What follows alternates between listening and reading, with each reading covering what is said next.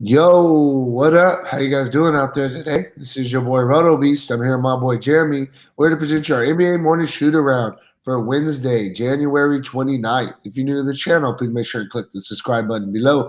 This way you can watch all of our NBA, NFL, and MLB videos. If you haven't keep checked out our website here at dfscheatsheet.com, you're absolutely missing out. We have all the tools that we compete with the pros day in and day out, including a complete optimizer, tons of content, daily FanDuel and DraftKings cash signups. Hey, we're truly a one-stop shop for all your DFS needs. So make sure to come check out the site here at dfscheatsheet.com. So what up, Jeremy? How you doing out there, bro? I'm good, man. How are you? I'm doing pretty good, man. I've been sick the past couple of days, getting a little bit better now. Yeah, man, I'm ready to talk some basketball. I had a pretty decent night last night, ready to roll into it tonight. 6-game slates. Hey, I love 4 to 6 game slates. For me personally, those are my favorite. So yeah, man, I'm looking forward to tonight. Let's get into it. All right, man, let's go. Then real quick before we do, though, if you guys don't mind, please take that quick second, click the like button down below. Helps us out. Really appreciate that from you guys. And yeah, let's go. So we'll start at Chicago going into Indiana to face the Pacers. I mean, first and foremost, Zach LaVine is a game decision. He is probable, but this is a game decision. It's always nice to see the probable next to him. A little bit of price decrease, only $100 on FanDuel. But this is a fairly good matchup, especially Malcolm Brogdon going to get ruled out. Then you have to really like the fact that he'd play some of the point guard, take on some of the point guard's abilities. Take a look at LaVine over the last weeks. He has a bunch of 30-point games, but he has 2 monster games in there. One against Cleveland, 73.7 fantasy points. And then, kind of a stretch of 38, 32, 48, 45. We know LaVine can score it. And he's probably the pep guy on the Bulls side of it, especially if you're going to have Brogdon ruled out. They're already bad against the point guard position. And like I said, we know he shares in some of those point responsibilities as a high usage player. So you have to like him. Pay attention to the news around Saturansky. He's all game time decision. That would open up additional minutes, in my opinion, for and Chris Dunn. And then I believe that your boy Victor Oladipo is making his season debut today. So I'm gonna get there, bro. Yes, sir. That adds some intrigue to this matchup for sure. And then Thaddeus Young, Cornette, he's a game decision at this particular juncture. If he's unable to go, you really have to like Thaddeus Young. And I think it'd be really all about Sabonis, to be honest with you, if he's out. But I'll touch on that. Yeah, for sure. I mean, while you're talking about it, I'll just kind of go there. Sabonis, I think Sabonis could definitely have a monster game here. If we right now, Miles Turner's a game time decision. He failed to practice yesterday. What I think will happen is if Miles Turner is out, I think they'll end up playing a lot of small ball with Sabonis at the 5. And then you mentioned it. They're going to probably have Oladipo back. I think this is a really crush spot for Sabonis. I'll just throw it out there. Whether Miles Turner plays or not, but if Miles Turner is out, I really like Sabonis even more. He's going to get as much minutes as he can handle. So that's where I'm going to start. And then we'll go. It's looking like Brogdon's not going to play. Brogdon's going to be out. I think that you can definitely look at Aaron Holiday at 4,600 as a very good value play. Back-to-back games of 26 and 29 minutes, and they'll probably play low 30 minutes if Brogdon ends up getting ruled out. I think he'll be a good value play. And then we'll go to my boy Oladipo. Yes, I mean, we got to limit our expectations. It's going to be his first game back of the season. He's not going to go out and play 30 minutes, but he has been practicing. He has been preparing for today. We're still waiting to figure out how many minutes he's going to play. If I hear that Oladipo plays 20 minutes, just 20 minutes, at 4,000, I'm playing him. Maybe not cash games, but GPPs. But nonetheless, I mean, this is a guy that, he would play 32 minutes and we would pay almost 8,000 for him. So if he's going to play 20 minutes at 4,000, especially with Brogdon being out, I think you could definitely look at him in GPPs. I think that he can definitely get you 6X in 20 minutes. I mean, they're going to give him the ball. They're going to want to work him back in. And then after that, Jeremy Lamb, he's the guy that's probably going to have to take a back seat when Oladipo comes back. But like I said, what's his name? Oh, Miles Turner. If he's out, Sabonis could go to the 5. They could put Warren at the 4. They've done that before. Lamb could play the shooting guard. Oladipo go to small to the. I'm sorry. Lamb will go to small forward. Oladipo will go to shooting guard. So I think they could play small ball. I think this is a game the Lamb will still get his minutes. Maybe not so much in the future, but today I still like him at 4,400. Coming off a couple of really good games. 40 fantasy points, 33 fantasy points at 4,400. He's crushing value right there. So I think Lamb is definitely in play. I mentioned TJ Warren at 5,700. He's definitely in play. I'm really liking a lot of these. I'm not trying to like be over on them, but I really like a lot of these Indiana guys going against this young Chicago team. I think it's a really, really good matchup, and a lot of these guys are coming in really, really cheap. So Indiana's a team I'm really going to be looking at tonight. And what do you, hey, real quick before we move on? I mean, do you kind of feel the same way? Oladipo, 4,000, 20 minutes. The thing I worry about here with Oladipo, and I'm these guys that I think overall that people have been burned, especially on FanDuel, by late scratches and all this stuff. That there's anytime you see a designation on somebody, you can almost anticipate ownership is going to be super low. I mean, let's get Zion, for example, right? They held him out for all this time. He comes back. He's 4,500. And if you think about the price tag of 4,500, very similar to Depot 4,000, he was 5% owned.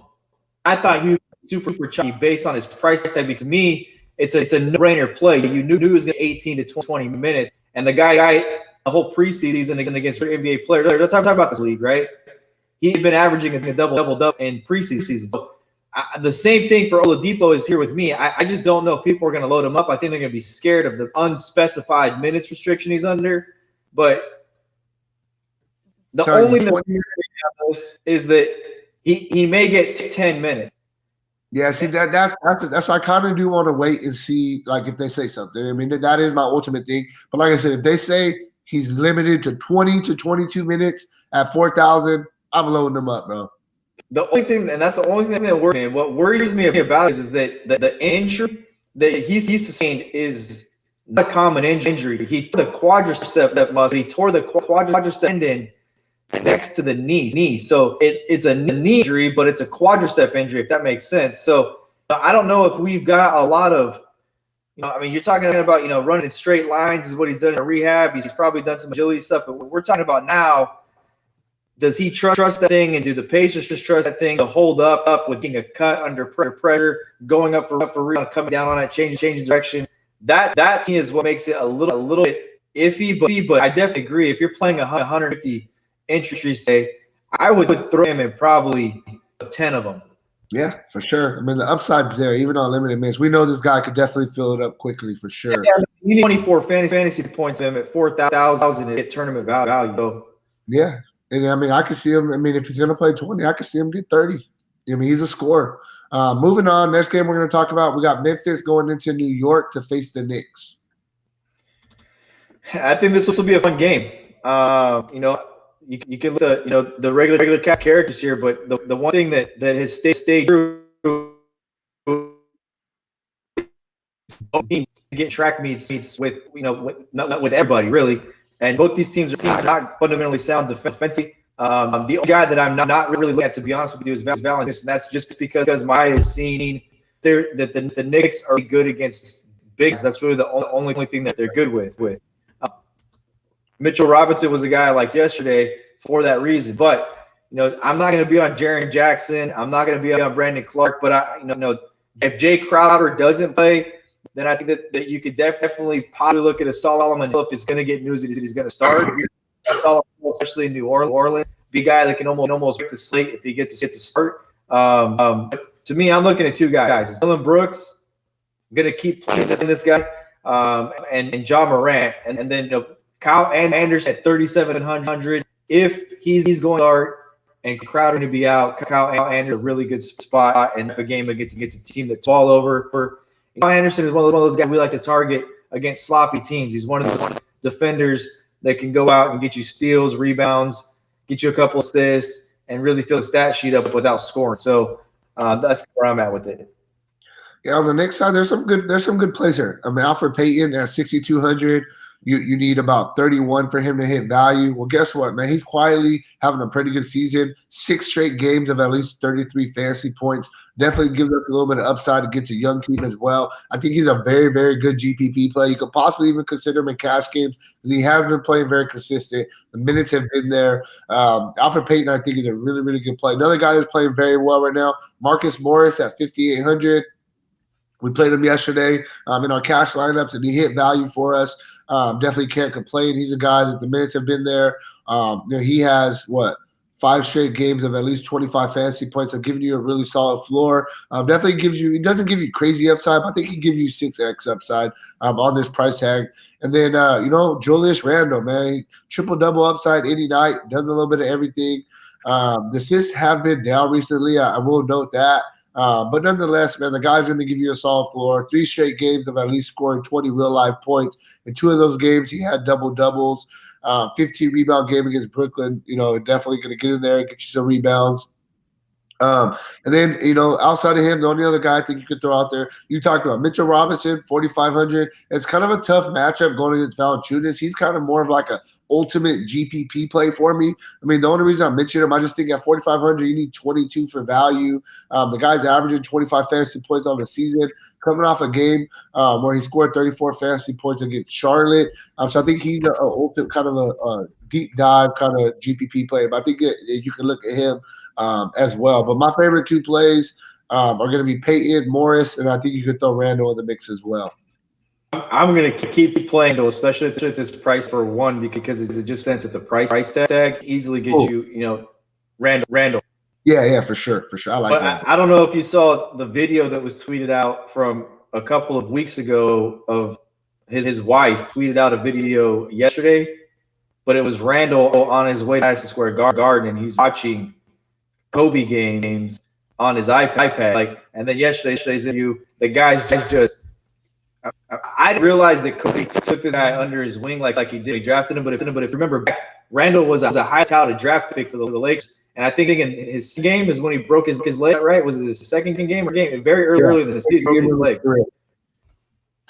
Right. And I didn't realize that Kobe, taking him on the wing and had done everything he had done for him. So I'm going to keep playing Randall because, like I say, these guys are balling out and, they're wearing Kobe on their sleeve.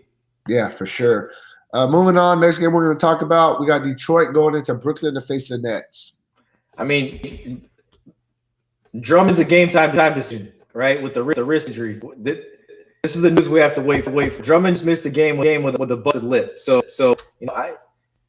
your lip's got nothing to do with the way you play basketball. And this is a wrist injury. So I'm not actually confident here in writing Andre Drummond, but this crush spot for Andre Drummond against the Brooklyn Nets. Targeted centers. The Brooklyn Nets over the last 2 seasons. If he's going to play today, the only thing that's terrible about this is that this game is 30 minutes after lock. So on FanDuel, you may not know. And look, I've seen a lot of stuff, especially in our chat, in our Discord chat, where people are talking about, playing on DK, so it doesn't matter. Yes, it does. Because if you're going to load up a Drummond and you're going to get scratched, and you got 7 minutes to put somebody else in, good luck finding some. The highest right, the second highest center on the slate, right? So it's not that you can swap them out, but you sacrifice like $6 in salary, and it just really screws your whole lineup. So it's bad both sides. On the other side, Reggie Jackson's a guy that you got to continue to watch, right? I mean, $4,400. Derrick Rose is going to play today. He played 25. Reggie Jackson played 25 minutes in his last game in Cleveland. He went 19, 23, 25. If we're going to see him get close to 25, it's which today, if he keeps the same pattern, probably plays 27 to 20 minutes at a $400 price tag. Derrick Rose is too expensive. If Reggie Jackson is going to play 27, 28 minutes, Reggie Jackson's a really solid play at 400. I think it'll be a very popular play. You can give him cash consideration. Outside of there's really anything else that I want to talk about from Detroit Pistons side. Christian Wood's 300. Duambier, he's 3,600. If Drummond is to be out, those guys can get consideration. Brooklyn's not great at against bigs. I would probably go look at Jared Allen and put him in play if Drummond's going to be out. Yeah, for sure. I mean, that's something I'm going to get to definitely. First, I'm going to start with Kyrie though. Game time decision. It's looking like I know that like I was reading our news feed and it says it's looking cloudy if he's going to play today or not. But so we got to wait and see on that. If Kyrie plays at 9,300, I mean, I guess you could throw him in a couple of GPP plays. I would be more interested in a couple of guys if Kyrie didn't play though. First, I'll start with Spencer Dinwiddie at 6,900. If Kyrie's out, Spencer Dinwiddie definitely gets a big time bump. He'll get that starting nod. I think he would be a really good play against Brooklyn here. Karis LeVert at 4,400. They've been kind of careful with him. They haven't been throwing crazy amount of minutes in their firm, but he's still playing, 23, 24 minutes, and he's a guy that can fill up the stat sheet at 4,400. I think he's a guy that you can look at as a GPP play. And then outside of that, I mean, you talked about Jared Allen. If Andre Drummond is out, I mean, I really, really like Jared Allen. Coming off a couple of games ago against Detroit, where he scored 53 fantasy points, 20 points, 15 rebounds, so 4 blocks, a steal. I think he'll definitely be in play either way. But if Drummond is out, I really, really like Jared Allen right here. The same thing, like I said, with Dinwiddie. If Kyrie's out, I really like Dinwiddie. You throw LeVert in the mix in GPPs, and that's really where I'm at with Brooklyn. Moving on, next game we're going to talk about, we got Utah going into San Antonio to face the Spurs. Marcus Aldridge has been ruled out, so that puts a Pearl in the starting 4,400. Same exact situation from a couple days ago. Pirtle got you 3.1 fantasy points. Like I said on that day, it's always about minutes. Go back to Toronto. He's a real player. It's always about minutes with Pirtle. We've even seen games this year where he's as little as 13 minutes and still got you 25 fantasy points. So he's got a ton of upside. It's not the easiest matchup in the world against Rudy Gobert. I understand that, but he's very, very skilled and he's a really good passer as well. So Pirtle's definitely a value play you could possibly look at. I think he'll be lower owned today for the simple fact that people are going to try to stay away from a match against a Rudy Gobert. But matchup is there. Outside of that, I'm not really interested in a lot that San Antonio has to the table for a multitude of reasons. The first being you just can't predict the minutes. Now I keep saying Dejounte Murray is not. They're supposedly like 2 weeks into the season moved his minutes limit. He played 19 minutes against 25 minutes Toronto and 22 minutes against Chicago. Really, if you go back in the month of January, one game he's played more than 30 minutes. He played 32 against Atlanta, and you'd have to go all the way back December 14th against Phoenix. He played 33 minutes. So I get he's cheap at 4,400. I get that price tag can get you 30. It's a really tough play because you don't know if he's playing 19 minutes or if he's going to play 30 minutes. To me, that's just an ultimate dart play, GPP play with other guys. It's like the same price tag as Reggie Jackson. Reggie Jackson's trending in a complete direction than Murray's are. So I don't have a lot of it here. The DeMar DeRozan price is 7,900. That's the only guy that will play in this spot. But the Spurs, I'm kind of moving on. Oh, you went with you're supposed to go with Utah, bro. Sorry, bro. Are you okay? Hey, I was just like, hold on a second. Yeah, no, hey, don't worry about it. You're all good. I got you on the Utah side. So yeah, for the Utah side of things, I think that Mike Conley, he's been coming back from injury. Last game against Utah was the most minutes he's played since coming back. He played 24 minutes. He didn't have the best game, 10, 3, and 4, too many turnovers, but if you're going to give me a Mike Conley is going to play 25 minutes at 3,800, I definitely think that you could consider him. I think he's a pretty good play. We got to obviously, we still got to kind of let him get more back in the flow of things, but he can have that game where he gets you 30 fantasy points in 24 minutes. And at 3,800, that'll kill value. So I think you can look at him as a GPP play. Donovan Mitchell coming in at 7,600, I think is too cheap. I think he's a guy that's definitely firmly in play here. Having a really, really good year. Bojan Bogdanovic, he's a guy that nobody's talking about this dude. And a lot of people, I've heard it from a couple of people, is he was one of those guys that nobody's talking about, and he's came in and had a really, really big impact for Utah. He's just been very consistent, playing 32 to 34 minutes a game, averaging 27 fantasy points a game. Has multiple games of 35 fantasy points, which will get you 6-7x on this price tag. So definitely think that Bogdanovic is a guy that you can look at. At the power forward spot, before I'll go back to power forward spot, but I think Gobert at 9,200, going against a Utah team that doesn't have a real center. I think this is a spot for Gobert that he can have a really, really good game. And then I'm going to go to power forward. Trey Lyles at 3,800 is really interesting. Coming off a game where he played 26 minutes against Chicago, got you 24 fantasy points. Trey Lyles, we know this guy could play. He can fill up the stat sheet. It's all about getting minutes with him. And if he's going to play minutes, 24, 25 minutes a game, definitely you could consider him. I think he's a GPP play just because they're a little bit banged up out there in Utah. So, yeah, that's really where I'm at. I mean, my favorite plays, though, Conley for GPP. And then I think you would look at Mitchell, Gobert for cash, and then you throw Bogdanovic in as well at 5,700. You mean for San Antonio Lyles? I'm sorry? You mean San Antonio, Trey Lyles for San Antonio? Yeah, I'm sorry. Did you talk about him? No, I did. But let me just say two things. I don't disagree with you, Lyles. I don't. And I think Lyles is a decent play today. And the right thing that's actually a good cause because it's going to match up with Gobert, and Lyles is going to match up with Bogdanovic, and that'll lead me kind of segue into what I was going to say about Bogdanovic.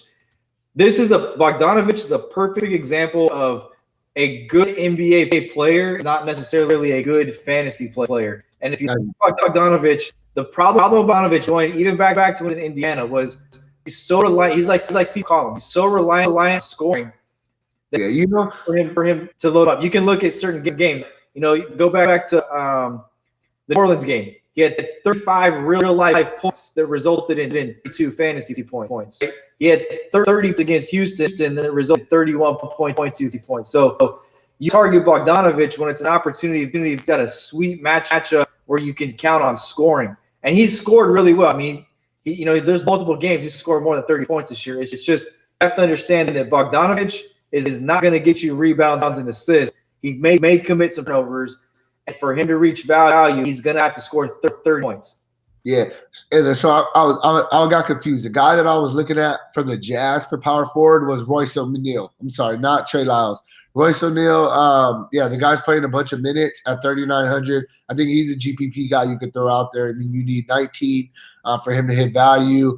In 4 of his past 6 games, he's got you at least 22 fantasy points. So that's almost 6x right there. That was the guy that I was thinking about. I got completely confused. But I do like Trey Lyles as well. I think both of those guys coming in at under 4,000, I think you can look at GPP plays. Yeah, I don't mind either one of them, to be honest with you. And then I think you could throw in a third guy here, and that would be Niang. The guy's playing 17 to 20 minutes right now at 3,600, and he kind of gets if it's not going to close and the game's going to get away, those last 4 minutes, this guy will come in and he'll put up like 2 block shots, 6 rebounds, and a dunk. So deep, if you're playing like the entries, Niang is a guy that's some exposure to. I've been off and on for the past month because he's been 18 to 20 minutes and does have some upside.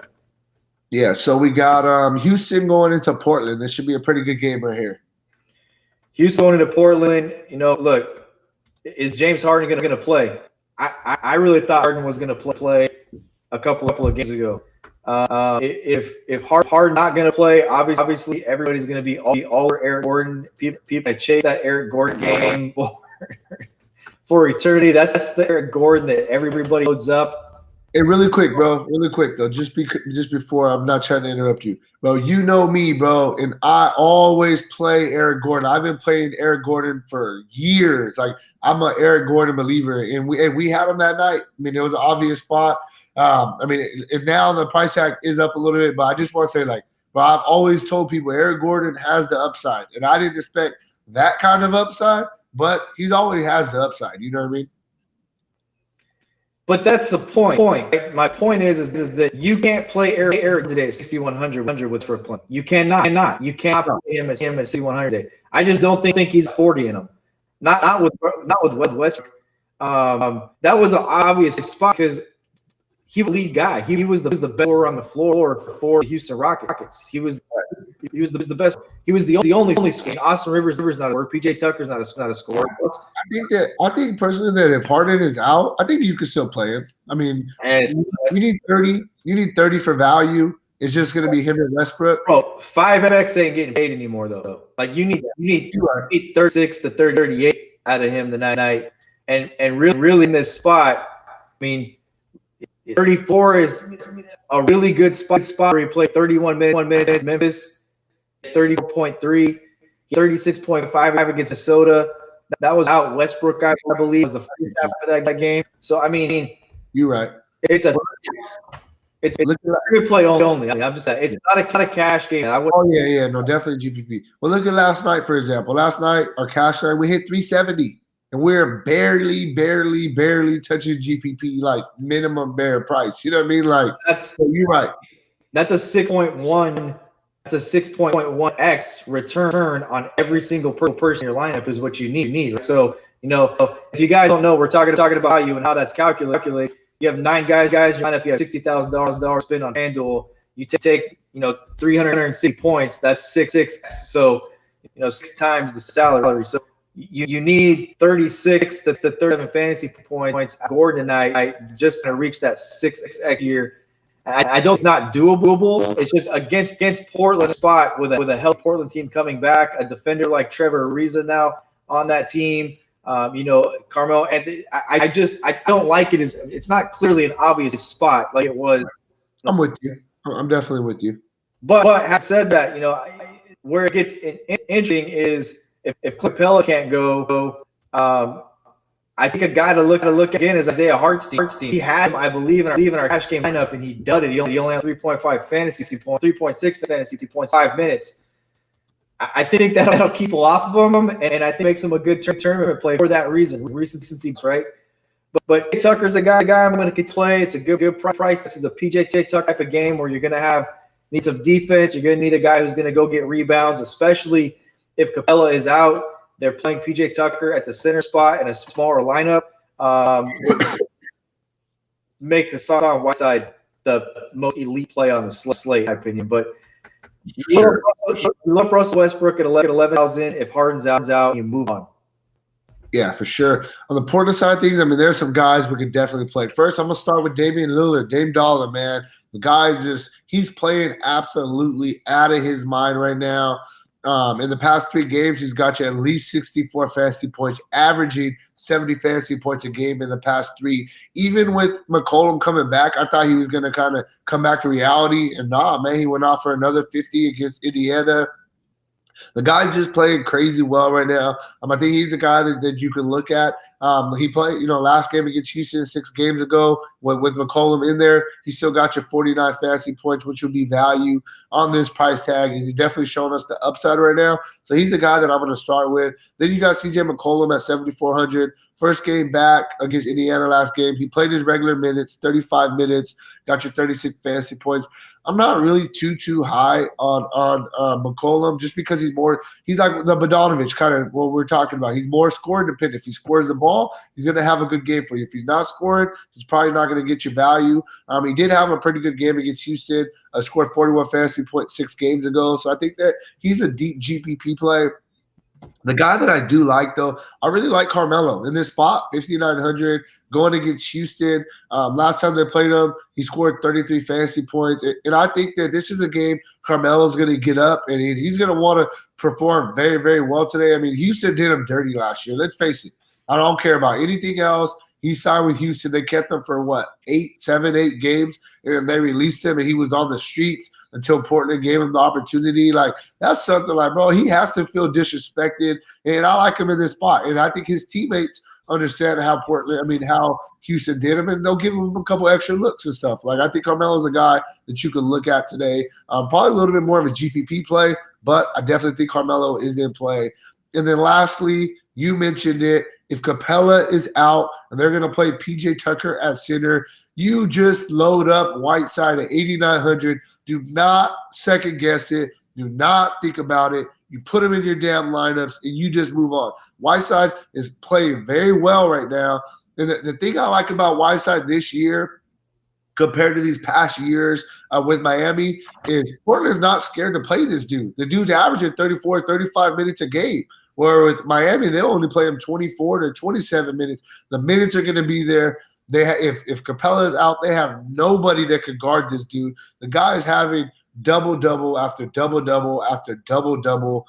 So I definitely think that I'm with you, bro. If Capella's out, Whiteside's probably the top play on the slate at 8,900. You put him in, you move on. Don't second guess it for sure.